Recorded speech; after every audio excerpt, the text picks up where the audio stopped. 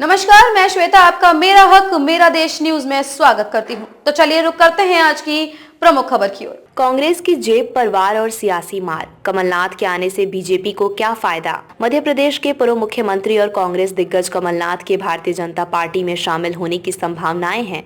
अब अगर कमलनाथ लोकसभा चुनाव से कुछ महीने पहले ही पाला बदलते हैं तो ये स्पष्ट रूप से कांग्रेस के लिए तो झटका होगा ही। सवाल ये भी उठता है कि भाजपा को इससे क्या फायदा होगा। दरअसल हाल ही में भाजपा ने कमलनाथ की अगुवाई वाली एमपी कांग्रेस को विधानसभा चुनाव में हराया था। अगर कमलनाथ कांग्रेस का हाथ छोड़कर भाजपा का दामन थामते हैं तो इससे भाजपा को 3 बड़े फायदे होते नजर आ रहे हैं। इनमें पहला, कांग्रेस को बड़ा आर्थिक झटका लगेगा। दूसरा, मजबूत उपस्थिति वाले राज्य में सभी कांग्रेस में टूट होगी। तीसरा, भाजपा को राज्य में एक बार फिर कांग्रेस का कोई पावर सेंटर कम करने का मौका मिल जाएगा। कहा जा रहा है कि कमलनाथ कुछ विधायकों के साथ भाजपा में शामिल हो सकते हैं। पहला, कांग्रेस की फंडिंग पर चोट।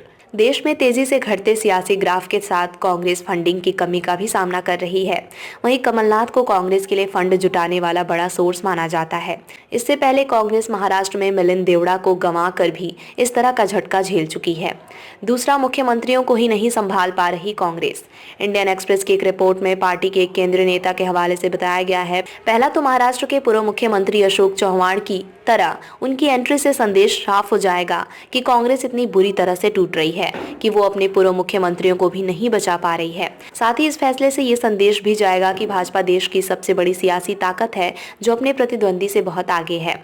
तीसरा, कांग्रेस के चारों पावर सेंटर खत्म। रिपोर्ट के अनुसार एमपी भाजपा के एक नेता ने बताया कि राज्य में कांग्रेस में हमेशा 3 या 4 लॉबी रही है। अब दिवंगत अर्जुन सिंह की विरासत लगभग कमजोर हो गई है।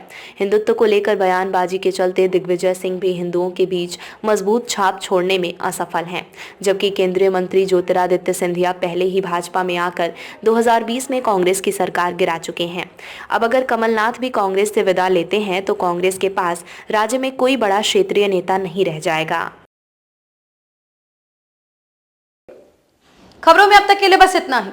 फिर होगी आपसे मुलाकात ऐसी ही किसी बड़ी खबर के साथ। तब तक के लिए नमस्कार और देखते रहिए मेरा हक मेरा देश न्यूज।